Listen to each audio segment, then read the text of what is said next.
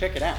We've got here a gyroscope wheel, ready to demonstrate the concepts of rotation, angular momentum, and precession.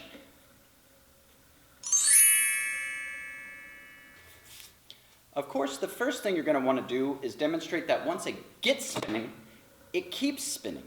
That's angular momentum, and you can really feel it with the gyroscope wheel. But if you stand on a rotating platform,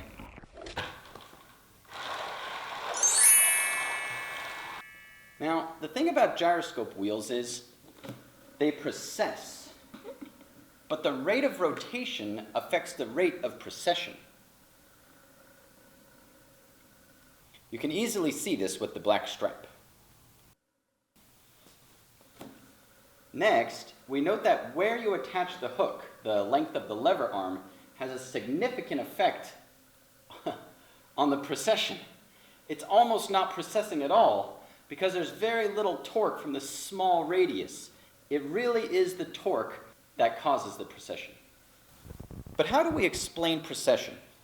Let's follow an individual part of the wheel in order to make sense of this direction during precession. First, let's imagine point P moves from side A to side B during the rotation. As it moves, it is subject to the tipping torque from the weight of the wheel itself and the leverage of the handle. This begins to accelerate point P as it moves from A, then to the top, and then to B. The maximum acceleration occurs at the top, but the maximum velocity occurs at point B. Thus, when P reaches B, it is ready to move in the y direction, which is exactly what it does. We have successfully predicted the direction of precession. A torque perpendicular to rotation will change direction, but not speed.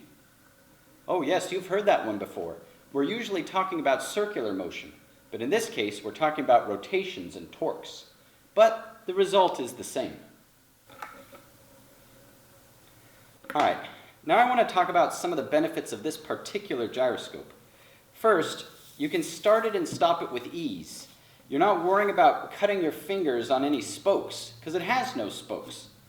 You don't have to worry about your hair getting sucked in or anything like that, and it's light enough that pretty much anybody can handle it. Also, these weights on the back are flush and fit nicely.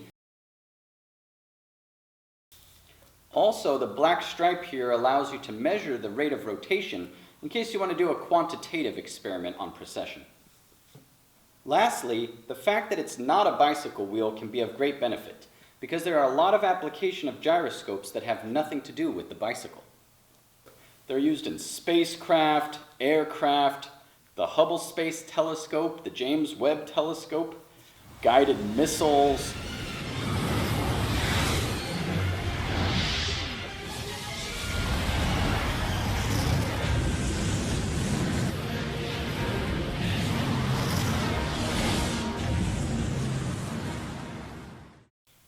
But there's also the Earth itself, which of course is a very large gyroscope undergoing rotation.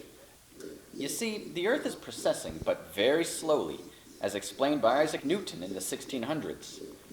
The equatorial bulge allows for a slight gravitational torque from the sun. This pulls the Earth into a very slow, wobbly precession. It has a period of about 26,000 years. The point is, this object is much safer than a conventional gyroscope and provides much ease of use. It's better for kids, and it has nothing to do with bicycles. Now, of course, there are many applications of a gyroscope. They're used in spacecraft, guiding missiles, and stabilizing telescopes like the Hubble and the James Webb.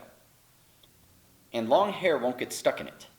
These flat masses fit snugly in during rotation. They don't stick out. Now, the fact that it's not a bicycle can be a real benefit because the physics of the gyroscope and its many applications exist independent of the bicycle. Also, the dark stripe allows you to easily measure the rate of rotation, for example, if you play it back in a video.